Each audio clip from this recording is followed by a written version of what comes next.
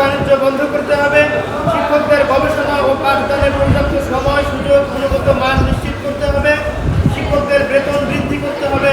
শিক্ষকদের মানোন্নয়নে অর্থায়ন করতে হবে। 13 গবেষণাকে গণমুখী ও গুণে পরিমাণে উন্নত করতে হবে। গবেষণায় আর্থিক প্রণোদনা দিতে হবে। আন্তর্জাতিক মানের ল্যাব প্রতিষ্ঠা করতে হবে। ব্রেন ড্রেইন বন্ধ করতে হবে।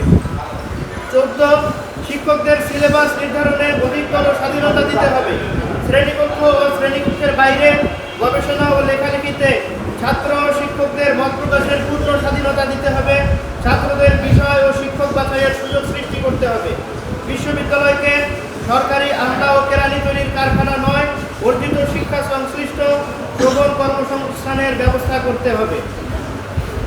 15 lecture, note, in-course, term final এই প্রাচীন শিক্ষণ ও মূল্যায়ন পদ্ধতি বাতিল করে বিশ্বের সেরা বিশ্ববিদ্যালয়গুলোর অনুসরণে সর্বাধুনিক পদ্ধতি চালু করতে হবে, যা একই সঙ্গে জনগণ উৎপাদনের সঙ্গে যুক্ত থাকবে।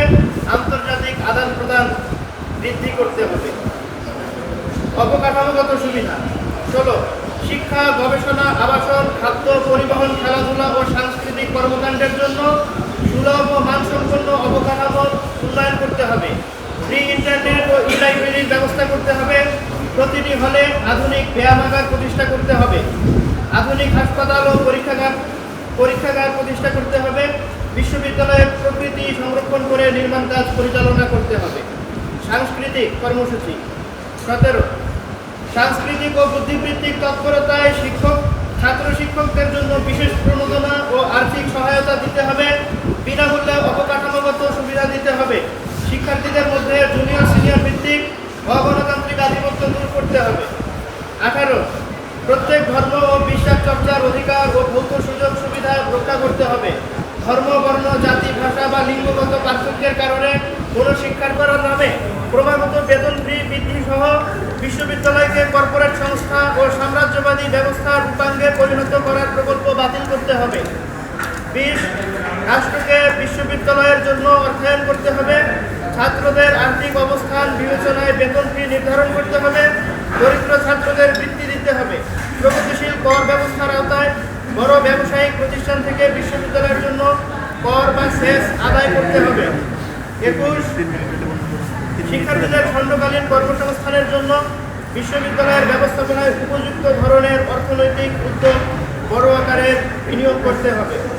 22 ইউজিসিকে দলীয় ও সরকারি প্রভাবমুক্ত রাখতে হবে। এর প্রধান কর্মকর্তাদের নিয়োগ দিতে হবে বিশ্ববিদ্যালয়গুলোর দ্বারা নির্বাচিত প্যানেল থেকে। বন্ধুগণ, গণতান্ত্রিক বিশ্ববিদ্যালয় প্রতিষ্ঠার এইসব দাবি কর্মসূচি আদায় বাস্তবায়নের সংগ্রামের পতাকাবাহী ডাকসু নির্বাচন 2025-এ ছাত্র গণমঞ্চের ঢাকা অঞ্চলের সদস্য সচিব, ঢাকা বিশ্ববিদ্যালয়ের রাষ্ট্রবিজ্ঞান বিভাগের 2021-22 সেশনের শিক্ষার্থী, শেখ মুজিবুর রহমানের আবাসিক ছাত্র মোহাম্মদ আরাফাত ইমরান ডাকসু কেন্দ্রীয় সংসদের গবেষণা ও প্রকাশনা সম্পাদক পদে প্রতিদ্বন্দ্বিতা করছেন। প্রিয় সাংবাদিক বন্ধুগণ, ডাকসু নির্বাচন 2025-এ ছাত্র গণমঞ্চের এই অবস্থানগুলো ও ঢাকা বিশ্ববিদ্যালয়ের গণতান্ত্রিক সংস্কার আদায়ের সংগ্রামী প্রতিনিধি হিসেবে আরাফাত ইমরানের প্রার্থিতার সংবাদ আপনাদের সংবাদ মাধ্যমে তুলে ধরার জন্য বিনীত অনুরোধ জানাচ্ছি। ধন্যবাদ জানিয়ে শেষ করছি। ধন্যবাদ জানিয়ে ছাত্র গণমঞ্চ ঢাকা অঞ্চল আহ্বান করি। বা কী রকম ভূমিকা ছিল, অংশগ্রহণ ছিল, সেগুলো অনলাইনে অ্যাভেলেবল। আর আমার বিষয়ে যদি বলতে হয় তাহলে আমি বৈষম্যবিরোধী ছাত্র আন্দোলনের সহসমন্বয় হিসেবে ছিলাম। রংপুরে আন্দোলন সংগ্রাম গড়ে তুলতে অংশগ্রহণ করেছিলাম। এইসবই আমি মনে করি না যে এইসবকে এইভাবে হাইলাইট করার খুব একটা প্রয়োজন আছে। ছাত্র গণমঞ্চের যে প্যানেলটা আছে অবস্থান যদি আবার একটু আমরা আমাদের যে প্রস্তাবনা, সেই প্রস্তাবনার মধ্যে বলেছি যে আমরা আসলে দাবি দাওয়া ভিত্তিক যে বিষয়গুলো, যেমন বিভিন্ন সংস্কারের প্রস্তাব, সেগুলোর দিকে না গিয়ে আমরা মূল জায়গায় ফোকাস করছি যে এইসব সমস্যা কীভাবে সমাধান করা যাবে। এইসব সমস্যার সমাধান করতে হলে একমাত্র কার্যকরী উপায় হচ্ছে ছাত্রদের হাতে ক্ষমতাটা প্রতিষ্ঠা করা। ছাত্রদের হাতে যদি গণতান্ত্রিক ক্ষমতা থাকে তাহলে তারাই সিদ্ধান্ত নিয়ে যাবতীয় সমস্যার সমাধান করতে পারবে। অন্যের উপর ডিপেন্ড করতে হবে না, প্রশাসনের উপর ডিপেন্ডেন্সির বিষয়টা তখন আসবে না। তো আমরা চাই এই কারণে ছাত্রদের হাতে ব্যাপক গণতান্ত্রিক ক্ষমতা প্রতিষ্ঠিত হোক, এটাই হচ্ছে আমাদের অবস্থা। ছাত্র গণমঞ্চের সদস্য সচিব, আর আমার পদ হচ্ছে গবেষণা প্রকাশনা সম্পাদক। আমরা প্যানেল দিইনি। আপনারা কি কাউকে সমর্থন করছেন? আপনারা কি কাউকে সমর্থন করছেন?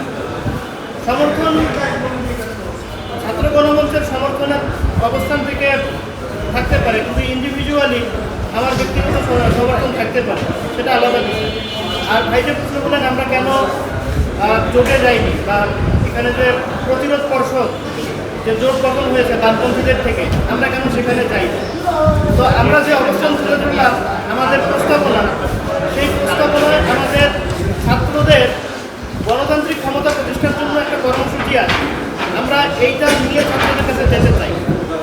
বামপন্থীদের যে প্রতিরোধ পর্ষদ যে জোট গঠন হয়েছে, প্যানেল তৈরি করা হয়েছে, সেখানের সাথে আমাদের কিছু অবস্থানগত পার্থক্য আছে। আমরা মনে করি যে এই বিষয়টা, এই অবস্থানগুলো আমরা স্বতন্ত্রভাবে নিয়ে গেলে আরও বেশি ভালো হয়। তাদের সাথে আমাদের অবস্থানগত পার্থক্য থাকার কারণে আমরা প্রতিরোধ পর্ষদ থেকে নিজেদের পদ প্রত্যাহার করে নিয়েছি।